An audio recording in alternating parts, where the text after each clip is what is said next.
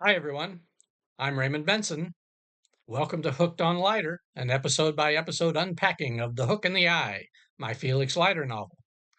The folks at Ian Fleming Publications and I had this idea to do behind the scenes videos for each episode, much the same way that streaming television series do after an episode drops. Now, you'll probably all know by now that these were conceived to be supplements to the serialized ebook episodes. But due to some technical difficulties that none of us expected, those ebook file updates just didn't work the way we were led to believe they would. The entire novel was thus released on June 24th. Nevertheless, we decided to go ahead and post these Hooked on Lighter episodes at 2 week intervals over the summer as originally planned. Please note that almost all of them were already recorded before we made the decision to release the entire ebook. So these videos are still very episode centric. We hope you'll receive them now within the context in which they were intended.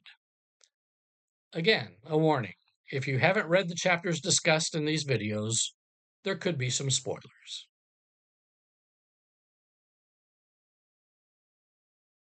Okay, episode 9. It begins where we left off. Dora is forcing Felix to drive her to Roswell with a gun pointed at him. Now, Roswell, New Mexico, at that time was a very small town with an Air Force base nearby. Now, whether or not aliens crash landed there in the 1940s is anybody's guess. But funnily, if you go to Roswell today, the streets are lined with these street lamps that are shaped like those alien heads that are very familiar. And there's a UFO museum there. But aliens and UFOs have nothing to do with our story, so never mind about all that. Well, anyway, we get a lot of answers to some burning questions in chapter 29. Felix has figured a lot of it out. Both Dora and Ava were part of the Promethean movement in Poland when they were younger.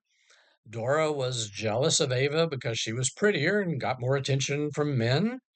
But then Dora met the Russian soldier, Bogdan Apokov. The Prometheus group didn't like that, so they killed him.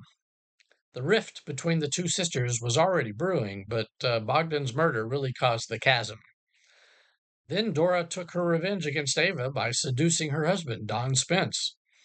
Unfortunately, the stress of being found out gave Don a heart attack and he died. Well, now it appears that Dora is working for Smersh. She wants that quarter Felix has in his pocket, and she wants to go to this motel room in Roswell where she says someone will pick her up with the goods. Of course, Felix suspects that an assassin, possibly Marco, will be waiting for them. They'll take the quarter and kill Felix.